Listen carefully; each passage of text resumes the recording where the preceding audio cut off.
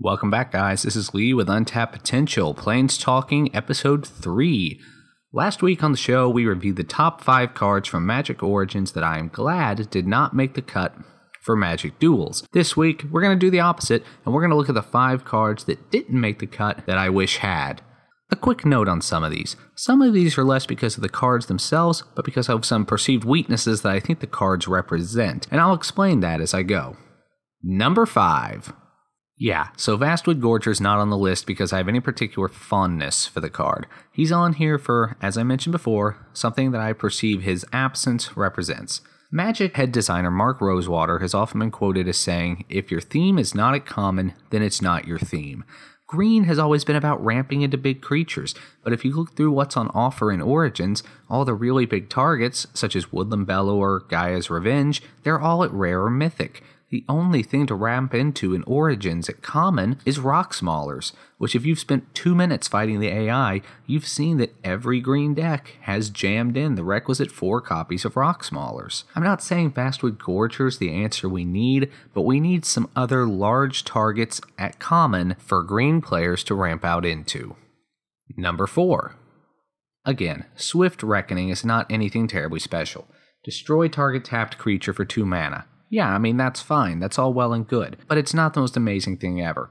But again, the absence of this card and cards like it represent another thing that needs to be addressed, in that right now, it's too difficult to get a mid-range or, God help you, a late-range strategy going in this game when there's so much aggro in the metagame. Currently, there just are no answers to the powerful red-white decks that are out there, and a card like Swift Reckoning, or our next one, spoilers, was a way to address that and to help diversify the metagame.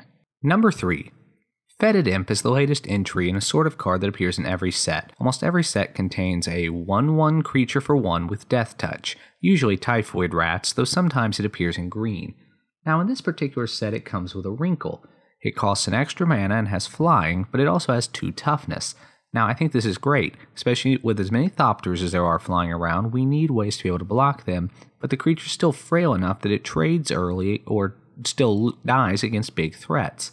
I don't love having to pay to activate his ability to give him Death Touch, but I think it's a necessary evil in order to prevent him from being too threatening to the Thopter meta. I do wish we had him though, again, to help counter early game threats. Number 2. Okay, Meddler is just hilarious. Have you read this thing? For 3 mana we get a 1/4 body. Hey, aggro, you might want to hold back for a second. But more importantly, he has flash, meaning he can be brought out mid-combat for a cheeky block, but finally, when he enters the battlefield, you may change the target of target spell or ability to Meddler. How much fun is that? Your opponent's playing a burn spell to hit you and kill you? Hit the Meddler instead. They're playing a powerful enchantment on their own creature? No, I'm going to borrow that too.